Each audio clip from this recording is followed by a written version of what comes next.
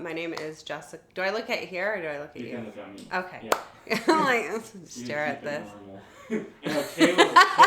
Caleb stared at the camera. I was kind of freaked out. I was like sitting to the side. He was only looking at the camera. I was like, okay, if you want to look at the camera, that's No, cool. I'd rather look at you. Yeah, So, okay. My name's Jessica Malari Best. I formerly was a social studies teacher at Lincoln High School and in Portland Public Schools for well over a decade, and now I am the Director of Educational Equity at the Center for Equity and Inclusion. It's a mouthful. What was it like teaching at Lincoln High School, and the environment and how that kind of impacted your teaching, and how kind of, I mean, maybe it helped shape how you wanted to teach because of the space that you're in, but how exactly was that white environment negatively or positively impacting you? Yeah, so I hear two questions in there. So I'll start with the first, with how was it like teaching at Lincoln High School? And for me, it was a big culture shock to come to Lincoln. So I came up in teaching first in Hillsborough, which is much more diverse than Northwest Portland. And then I went to Roosevelt and was there. And then I was at a charter school for a long time called LEAP in Southeast Portland, which was also pretty diverse for Portland.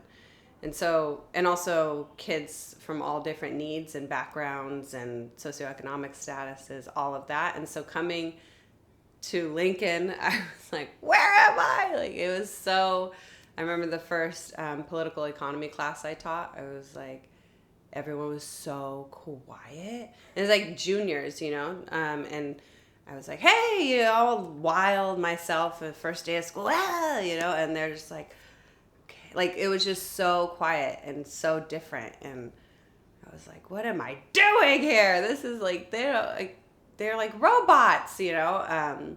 That was my first initial impression, just the culture shock. Because I came from communities where we're very loud and we laugh and talk about clothes or makeup and tell jokes or like mess with each other, you know, like coming from that community to like a place where kids knew how to do school and would sit down and just like actually just do the warm up and not say anything was very weird. And over time, right, what I learned over time is that kids are kids everywhere, and you give them the space to be kids and to like be more true in their authenticity, and they're kids, you know. And so I ended up really enjoying my time there with the young people in particular. The second part of your question was around like the demographics. So working in a predominantly white building, which in education anyway, like in Oregon, over 90% of all educators are white. So even if the student body population is not, right, you're still working in predominantly white adult spaces. So that wasn't very different. I mean, when I did my student teaching, I was just talking about this to someone the other day. When I did my student teaching at Hill High in Hillsborough, I was the only woman. So in all of the department, the entire department were men, and I was the only person of color. So they were all white men in the entire department. What I did, and like that was just it. And so it wasn't new to be in white professional spaces.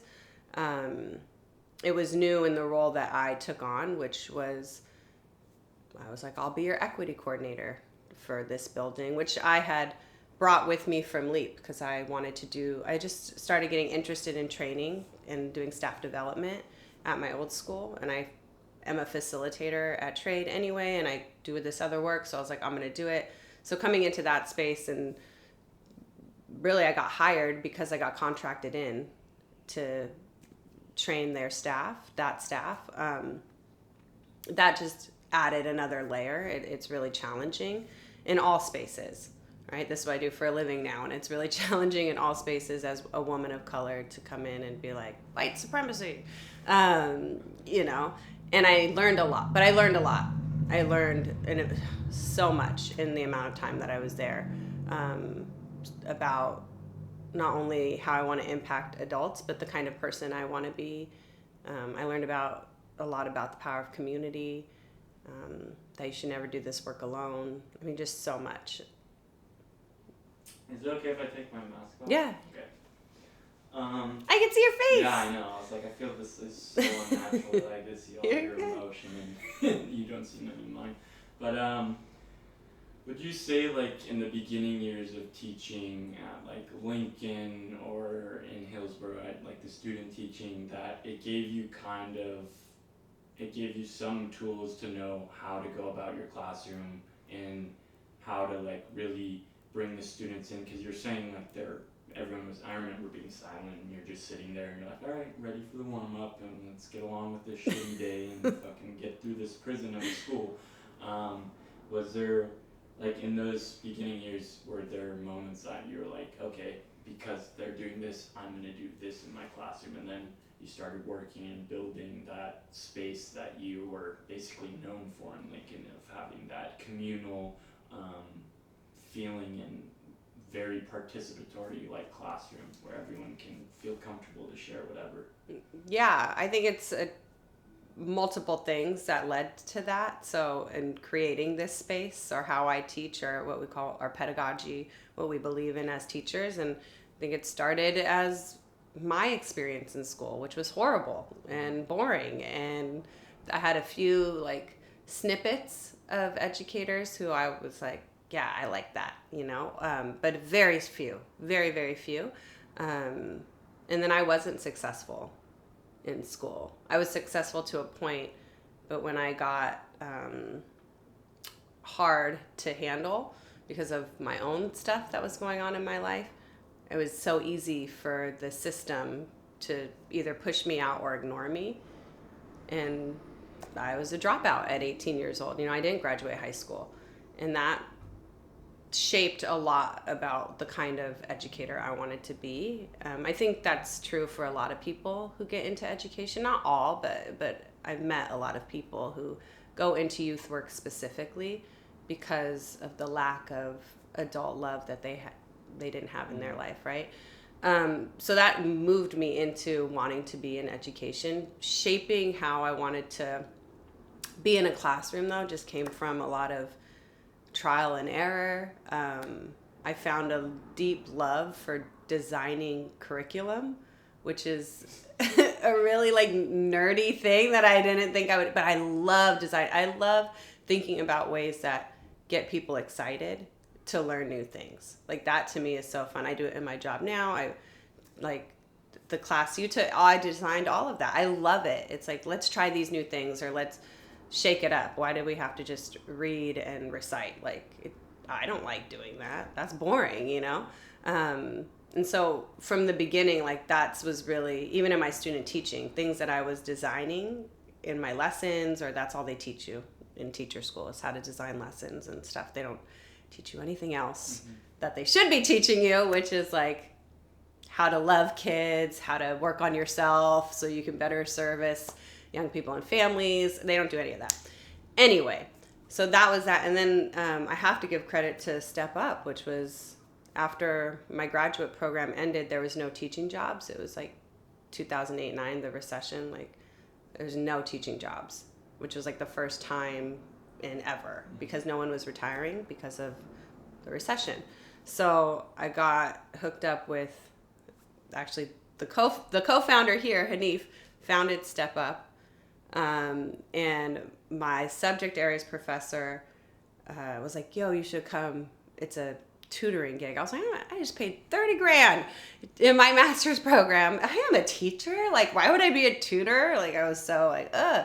But it's the best decision I ever made, because it reiterated, it taught me so much, not only how to facilitate, and that's like more true to how I teach. So when you talk about community, how you build community, it's like through facilitating. I facilitate a conversation more than tell you an answer, right? And I learned those skills through this program. And I also learned how to be in community through this program. I found myself in community for the first time ever. in a space with adults who are like-minded, who wanted to love kids, who had a really high standard of excellence, not for us, but for the kids, which is rooted in my core. Like, you show up, you make the space look good, no poster is crooked, like your penmanship is on point. You wake up early, you go to bed late, because the kids deserve excellence. And that was rooted in and I believed it, because I think that's part of who I am naturally. But then to have that like reiterated, and then given opportunities to do like trainings, like, or go and do development, we call it professional development, but it would be like a workshop, or keep learning how to hone in my skill set and really work on myself. Like, with that shifted everything. I was like 27, 28 probably. And then I got my first full-time teaching job out of Step Up. And then I left Step Up, but I still part of the community, still did camps, still rooted in that work. Now I'm here, like back home, basically. But that's where I really honed in my skills. And so by the time I got to Lincoln, I'd left LEAP, and LEAP was also like, throw you to the fire. Like, it was like Step Up kids, all of my Step Up kids were in a school together. Yeah. Like, and our Step Up kids are kids who need and should get and need extra love and support for a lot of reasons, right? A lot of variables in their lives. And so at LEAP, it was like all of those kids together in one space. And I learned a lot. And things that I would never do now, but it made sense then. Just as a young teacher, like, what does controlling look like, or whatever. But I still had this like lust to teach and inspire, and kids were coming in with all kinds of different learning needs and reading levels and challenges. And they were kids who didn't know how to do school, so they were pushed out of school often. And that also, that foundation of excellence, I'm still going to approach every day with excellence. You deserve this. I work for you. Like, that framework, that got really honed in at LEAP. So when I went to Lincoln, that didn't leave me. I just didn't see it as much. And like the core values, and that was disappointing. That's very well said. But what was it? So like, you were designing curriculums, and I'm unaware of how many you designed and made, but I know you created critical race studies. Mm-hmm. So you joined Lincoln, and then you're teaching, this is for myself, like, Mm-hmm. you're teaching political economy and like U.S. history. I think you taught Modern world history. modern world history. Mm-hmm. Yeah, you taught me. That's the class I had with you. My brother had modern world history with Mr. McCants, and he was always like, "You're so lucky you had Miss Best." But so you were teaching like, what's it called? Classes they gave you, basically. Yeah, core classes. Core classes. Mm-hmm. And then when was it like you were able to? You had created, or it was the beginning stages of you creating the curriculum, and then how were you able to like integrate that and get it passed to be taught in classrooms at Lincoln, especially with full white faculty, and I assume the school board is majority white, and whoever approves the curriculum, I assume, was shook when they saw it. Well, okay, so the question being, how did the class get taught at Lincoln, or how did critical race come to be at Lincoln? I actually created the class at LEAP, and I had taught it for multiple years. I even did like a panel discussion for Portland Public Schools about critical race studies when I was teaching at LEAP, because it was part of Portland Public, but a charter school. It wasn't like a full-blown public school. So I did a whole thing. I mean, this is what landed me on my first white supremacy website. Like, she's destroying white youth in Portland. So I had it already. The foundations, the core, what I thought it would be, should be, the name of the course, the syllabus, like everything. And I was teaching it to kids who supposedly didn't know how to do school. The same content you were learning, which is really challenging content. I teach it to adults with like doctorates. And they struggle, you know? And I was teaching it with kids, right? These kids in Southeast Portland, and they were thriving. They loved it. And they were like, oh, it was making so much sense. And I'm like, oh, this is how they see the world, right? And I was like, so I knew I had this like thing that I loved. And then when I went to LEAP, you know, you teach your first year, and I got modern world history, which I love modern world history because it all connects to race, the creation of race. So I had already developed all this curriculum because I taught it at LEAP. So I had that. And then political economy, I always taught government. I love teaching government. I just love teaching anything that you can like kind of flip it around and be like, let's look at it deeper. So I had those. But then after my first year at Lincoln, you don't have to get approved by the school board or anything. It's like if you propose a class and people sign up for it and you have over 17 to 20 kids who want to take it, it usually runs as an elective. That was the rules. So I came in, right? I want you to imagine like this standard of excellence, because I come in with, they're like, okay, we're going to go over new course proposals. I come in, I have like copies of my already syllabus, standards, all the things, right? All the content like from my previous course, copies for the whole department. I'm sitting down, I'm waiting for my turn. People are just talking. Oh, I think I want to do this course, blah, blah, blah, blah, blah. And I was we're just talking, like, and people are like, oh yeah, what would you need, or how many, like, yeah, who would teach it, like, just asking questions. They're like, yeah, you should put that in you have a course description, like, yeah, I think I could make one up. But I'm like, I have a full syllabus, like, okay. So I passed out my syllabus. I was like, here's the class I want to teach, and I've taught before. Here's the standards, all like, all state standards, like, here's the thing, like, and they were like, oh, cool. It's already had a title, like, already had a course description. Like, okay, sounds good. And then Miss Chapman was like, yes, because she hired me actually, like, ahead of other people. Like, when I left LEAP, it was such a different experience. I had multiple schools, multiple administrators calling me, asking to interview me, but I had already been interviewed by Miss Chapman at Lincoln, because she knew me because I got hired to do that training for them, right? So she kind of like worked her magic and got me in there. And so she was in full support of what I was putting down. The hip hop portion came from a young person. I don't remember her name. I never taught her. Like, I guess she was like, there should be a hip hop class. And then Miss Chapman was like, you should go talk to Miss Best. And I was like, oh yeah, I love hip hop, right? And I actually use music in everything I do and all this stuff, right? And so I was like, we can put them together and it can be a year. And then I did, and that was it. And it took off. Yeah, and the first year I taught it, I had enough for 3 full classes. Wow.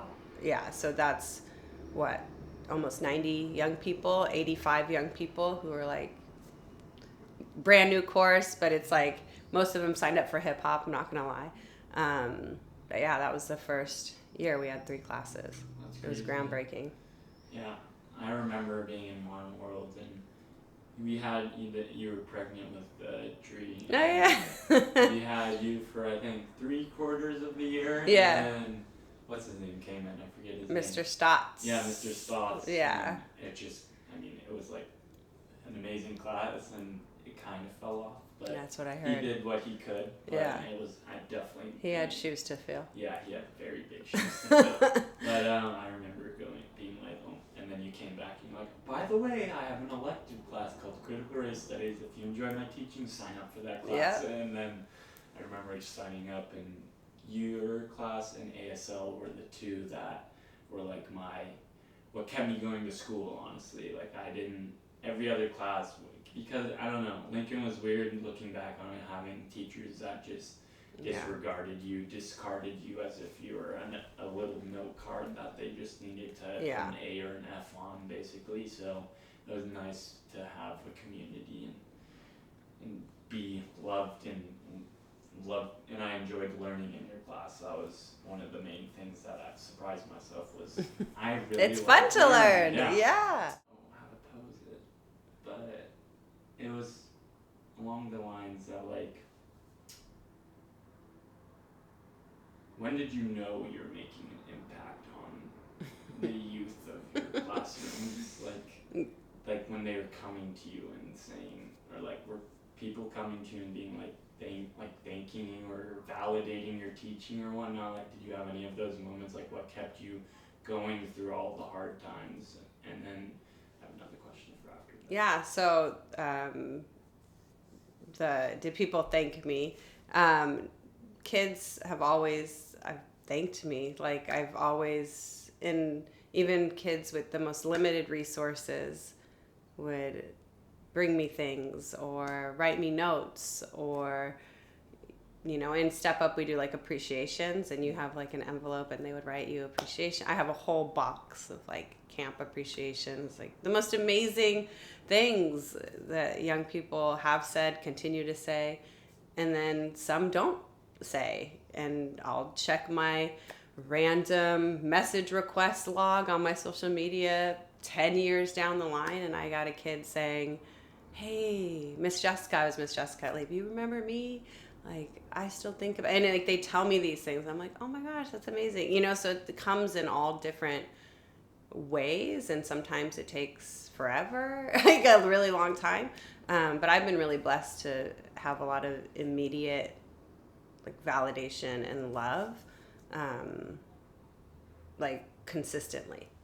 And I think what I've learned too is the more I'm willing to show that love and be open and vulnerable, the more you receive it as well. And it's not even, there's no expectation. I don't do it for that kind of like validation where it's like a formal, like a kid laughing at my joke is validate, where I'm like, you got it, like, yeah, buddy, like, like that is enough, or a kid be like, wow, like, I didn't think about it that way before, or you saying like, I like realize learning is dope, like I like to learn, like those are just as big, and I was been really blessed to get those consistently throughout my career, and still getting them now, even though I'm not in the classroom. And I feel really lucky. And that's also where I'm like, kids want to give love. Like, we as human beings are designed to be in community, to love one another, right? And like to appreciate one another and value one another, but we're so rooted in these systems that condition us in other ways. And so we just like rip ourselves apart.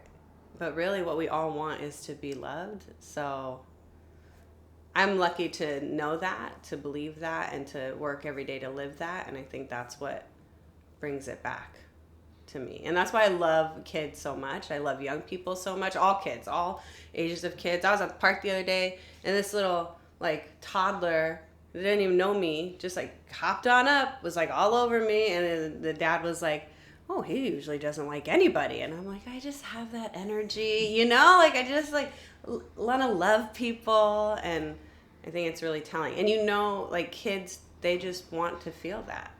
And so if you see them, then they will see you and love you all day. And it's just a really beautiful, like symbiotic relationship that you can have. But we're told that that's not how you're supposed to be.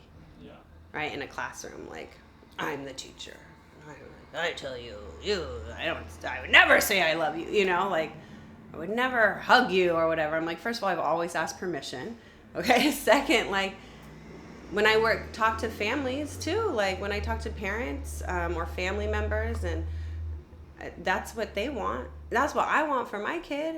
I want someone to love my kid. I want someone to be who sees them more than I see them throughout the day. I expect them to love my son. Right? I expect them to see him in his tough moments as that sparkly, beautiful boy that I see him. Right? And so that's how I hold other people's children. Very well said. Yeah, no, I remember just being in like such an individualistic mindset at Lincoln, and like, I mean, I still honestly am, and it's like I still need to work on building. We're all working. I'm still working on it too, all the time. I remember coming into class and I was like, oh my gosh, it's so unprofessional. And then I was like, this is what I needed. And just being able to, I don't know, come in and have a hip hop song on in the beginning of class and being able to roll and being able to be excited for the warm up, so to get my brain moving and learning and whatnot. But sometimes talking for like 30 minutes on a question. Yeah, that was the best. I loved how your classes you'd have a whole planned curriculum and then you'd be like, I'm certain we're not getting through all this today. And it's usually the case. Yeah. Still operate that way. And that was always nice. And but what was it, you had like all of this joy, or not joy, but you had an amazing space and community that you created at Lincoln in critical race studies, and then you had to be an equity coordinator, and it's like a coin flip, so you're now teaching all people that have been doing their jobs for however long, and they think they know what the hell's going on, and they can disregard whatever you say because they think they're so right. How was it having such like a good space where you can teach and thrive with your students, and then having to also be basically in that space at the same time, but then in a white adult flip side, or I don't know. So how is it working with adults versus working with the young people? Challenging. I asked for that role. Like, I came in very naive, working at a school with 20 people, and I asked for that role there too. I said, here it is, here's my fee. I wrote it all up, like, dude, it's so funny now thinking about it, but I was like, I was a hustler, you know what I'm saying? I'm like, I'm trying to make money, and like, I believe I can help, right, in this way. Let me help. And so when I came to Lincoln, I came with that same mindset. And I also came, speaking of individualism, with a very individualistic framework that was like, I can do it, and I can do it by myself. And I went from 20 people to 110 people, right?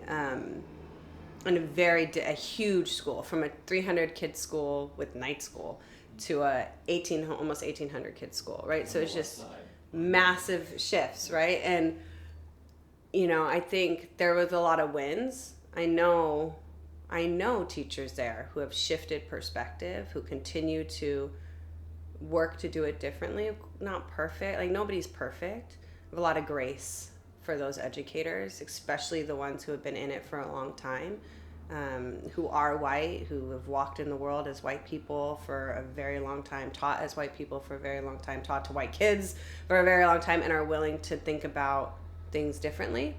And so I was like happy to do those things. That felt good.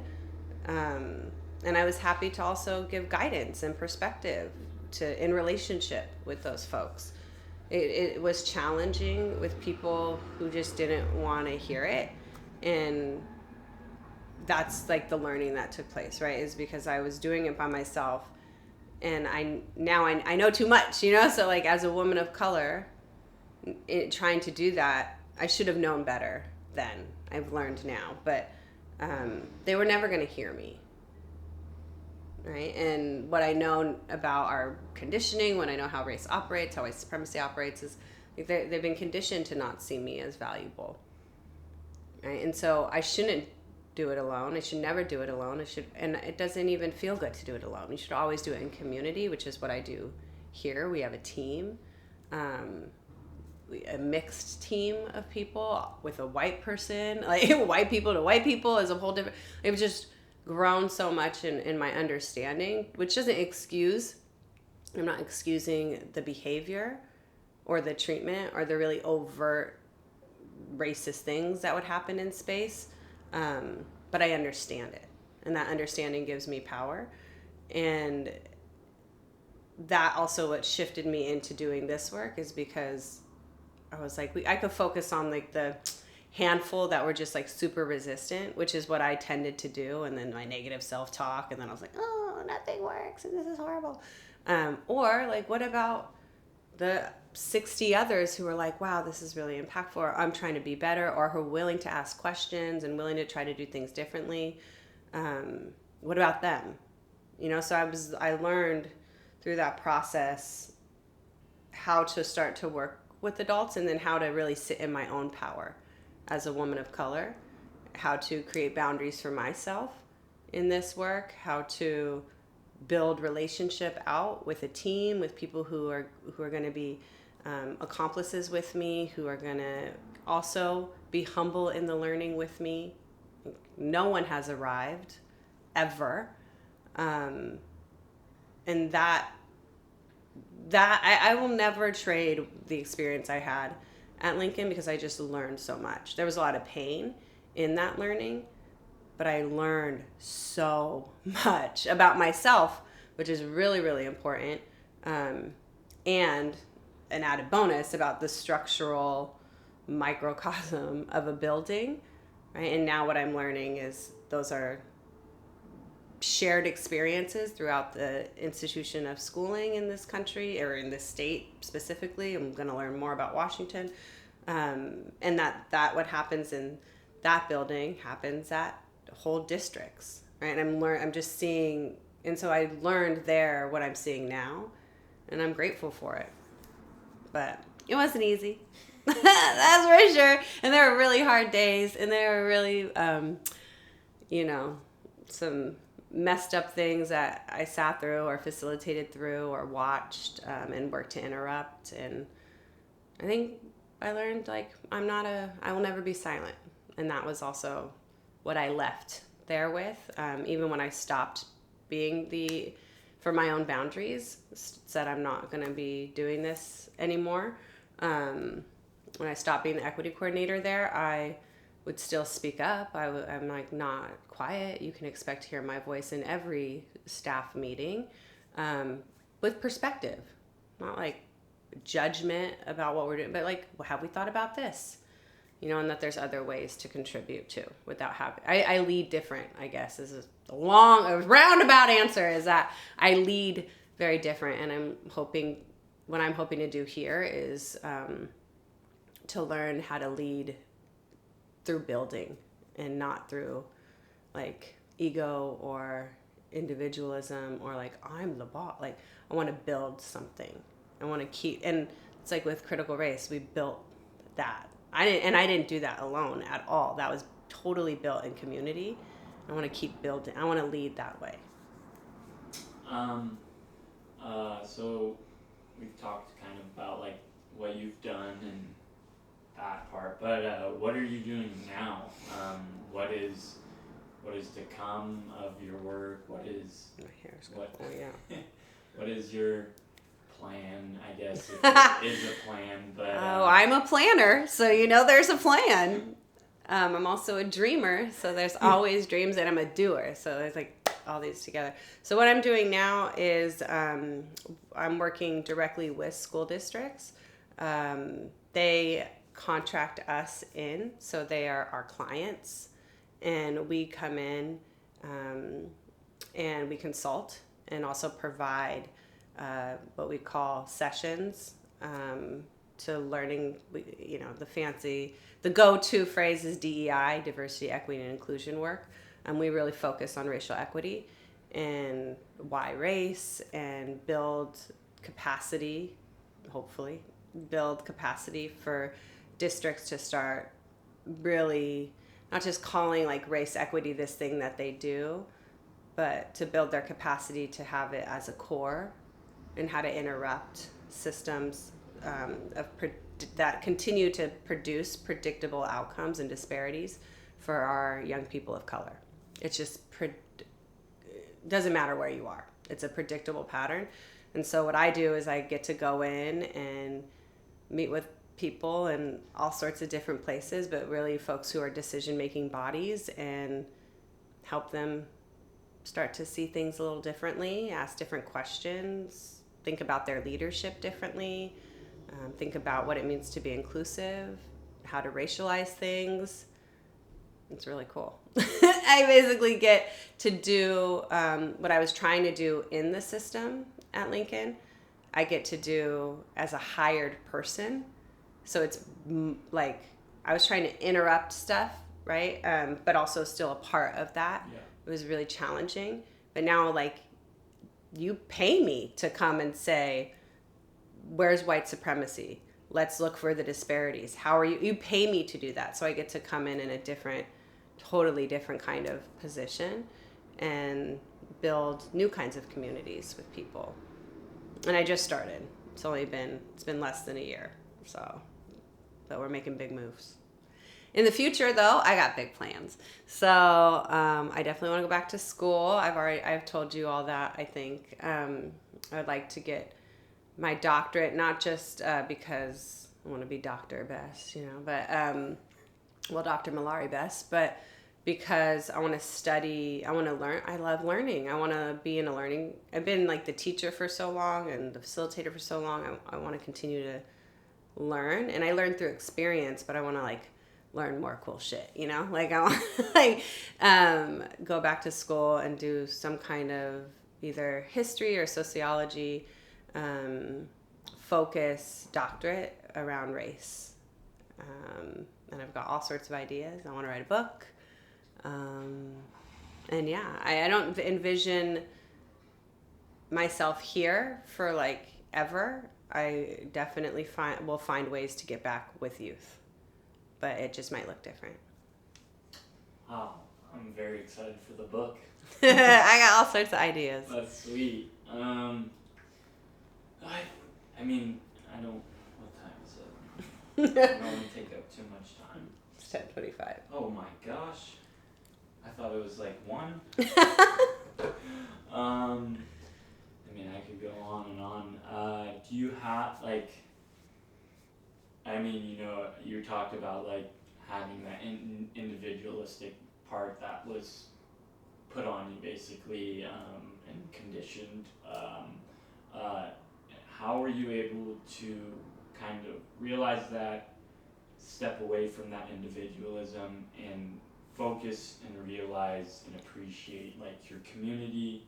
I know you have an amazing partner and you have 2 wonderful, very cute children. How was it was them, and I'm assuming other people that grounded you and kept you going, because I know that like, it's fucking hard. Yeah. And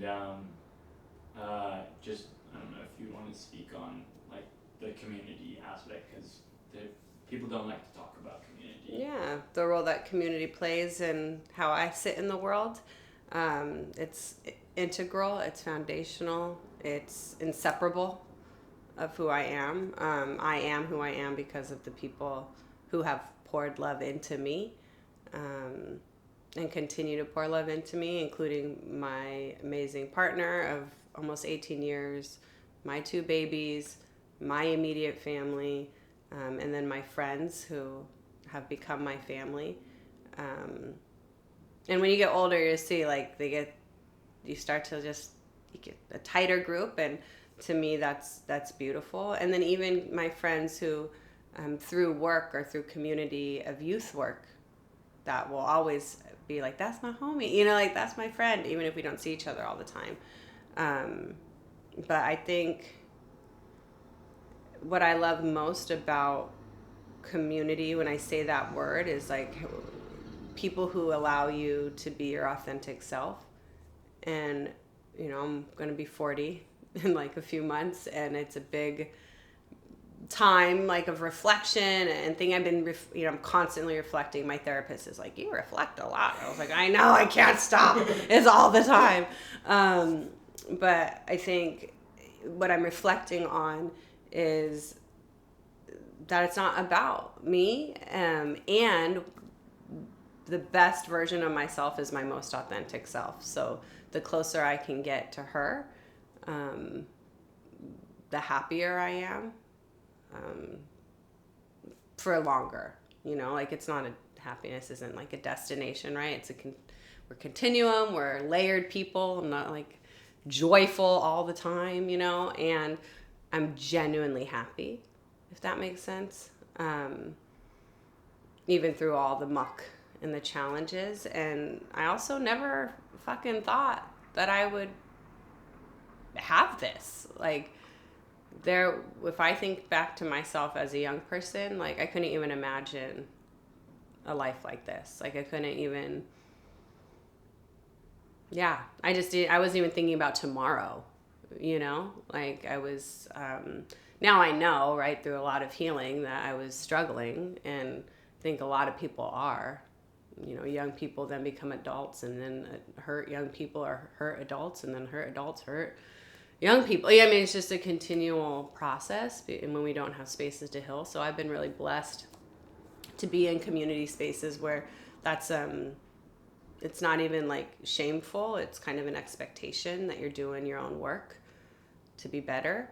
And that just grounds me deeper in my authenticity. I call it like my authenticity is my superpower. And I'm like, the more I'm living into that, the more I'm like, I'm pretty cool. People like me, like, oh, okay. Like, and especially, I know that with kids, like, because I'm super authentic with kids. And that's why I think, well, I know I'm really good at working with kids, is because I'll keep it 100 with them all the time. But like, adults are a totally different vibe. And so I'm learning to not apologize for how I show up in space, which is really hard. I have imposter syndrome. I think all people have a little bit, especially people of color, especially women of color. So imposter syndrome rears its head sometimes, and I have to be like, shh, and just like lean back into, no, like, I'm good. Like, I'm supposed to be here saying these things, and all of that is just reaffirmed through community. And if you're in isolation and you don't have people to look back to you and tell you sometimes what they see, you could just be like, at least in my brain, just start like spinning and spinning and spinning. Of course, like, I'm also a hermit at times, and I like to be alone and have my space so I can be out there. Like Kendrick Lamar, I'm an antisocial extrovert. That's me. Like looking, like critical race studies was my community, and she wants me to like find and be in space with more BIPOC people, because I've been surrounded by white people my whole life, and she thinks that's where I thrive, and just being, again, authenticity. I'm not able to be authentic around majority of the people that I've surrounded myself with in my life. Yeah.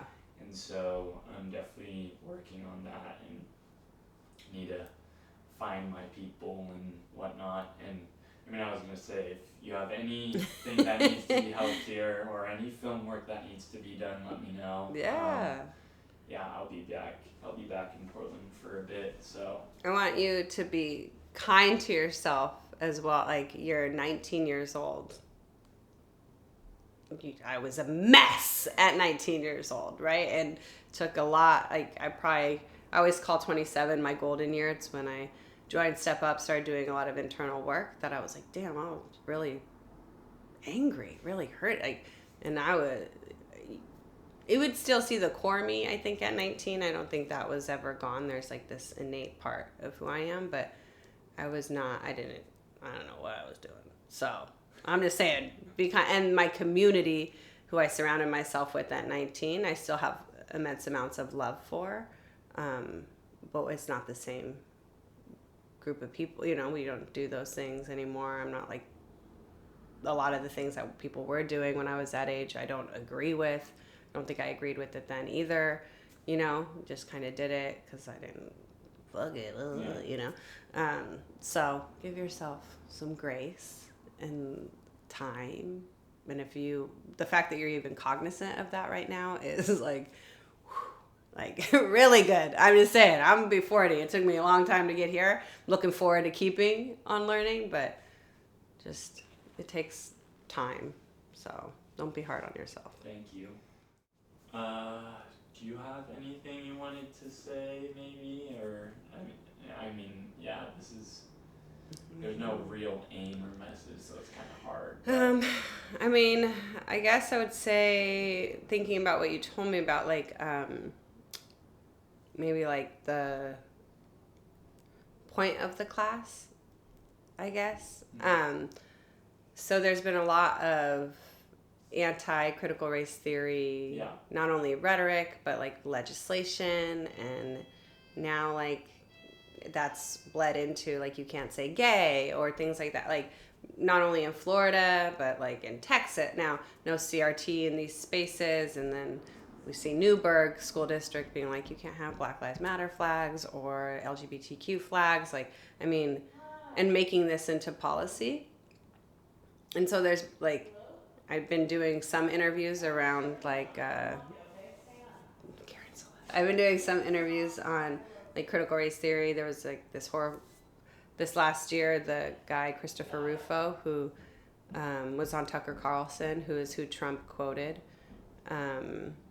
for like critical race theory, calling it un-American. He wrote an article called "The Child Soldiers of Portland," where he attacks like the teaching of.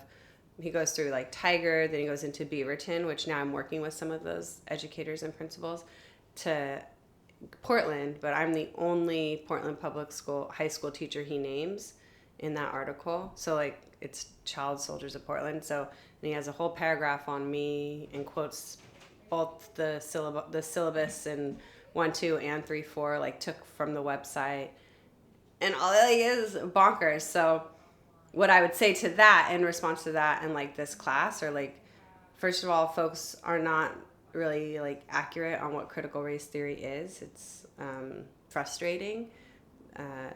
It's a framework, it's a theory, it's a way of looking at a system. It is not the system, and it's also not like teaching true history, which is what it's being framed as. So that's frustrating. And we should always teach all of those histories. So, but what I love about critical race studies is it was this combo of looking at history more completely. You know, you're never complete, but more completely, but also teaching about critical race theory as a way of analyzing a structural system, theorizing, making meaning of, having evidence for, right? Like really high level thinking ways of asking questions. I think that gets lost in the messaging of both how it was presented from the institution, from Lincoln's perspective, but also like at the greater scope. Like nobody knew what was going on in our community except for us. You know, like people could say, oh, what's your class about? Or, oh, look at the syllabus, but they didn't really understand unless you're in there experiencing it. Like why, that's why it doesn't exist anymore, you know, unfortunately, which is another, I don't live in regret at all. And I like to learn. And if I were to do this again, I would make sure it's sustainable and I would make sure it was resourced. Like that I was resourced to build people's capacity to teach this class. If I would, like, that's how I would do it differently now. Instead of living in this like isolated bubble and it was my baby and only me. Because now that I'm gone, it's gone, you know, and the class is gone. So I don't know, I think where I'm ending on is thinking about how do we build capacity to do things that are more real, that continue to interrupt and resist the predictable system, as well as how do we, and I want to, that's also in my future, I like just presented this idea of making teaching about race in the classroom workshops so people can design and develop their own curriculum. Because that's another thing. People think you can just have a carbon copy of me and then it's great. And that's not work. Like, you need to live in your authenticity. Like, and white educators need to teach this stuff in their authenticity. And black educators and indigenous, like, in their authenticity. And so I can't just give someone like here's all my content. Go. It's like, no, they have to, like, you have to personalize it. That's part of the work. Anyway, I don't know where I'm going with that, but that's how I feel. I mean, just one more question. Do you think the shoes will be filled ever at Lincoln, or anyone going to be? Because I remember I talked to Peyton or someone, and they're like, yeah, we were trying to get it back, but there's no way. And then I was like, there's no possible way you could get it back without Miss Best and someone that's either trained under Miss Best or has an experience shared with yours, kind of. And I would ask the question, like, what is it? Yeah. You know, what is it? What do you see it as? Like, because sure, you can create a class called Critical Race Studies. There's a syllabus there. There is a foundation there. It's part of the institution. And I don't own it.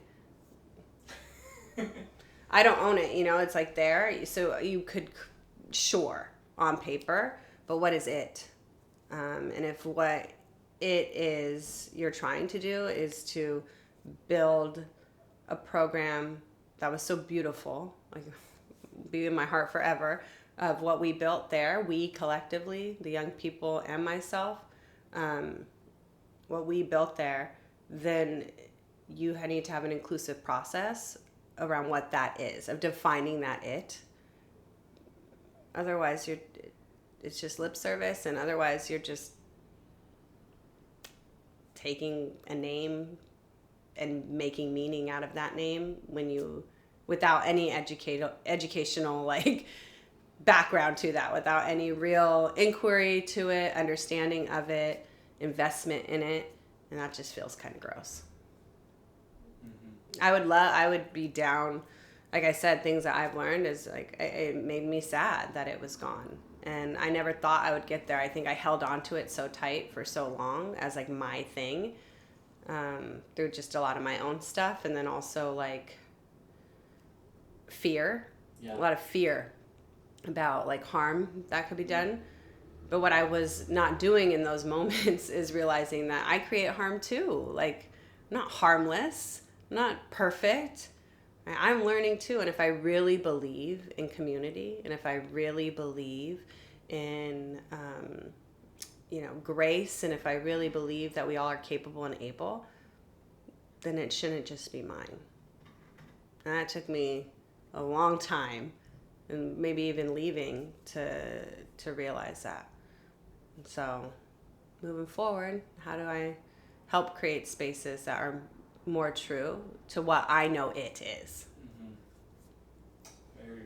That was amazing. Alrighty, well, I mean, This is my job. I am a facilitator. I tell story all the time, but I love it. Like I said, I can talk about it all the time, and I'm talking to you, so it's like easy. I know. I'm like, we need to have a little podcast set up or something, and do some weekly podcasts. Well, if there's nothing else you want to say, I'll hit the stop here.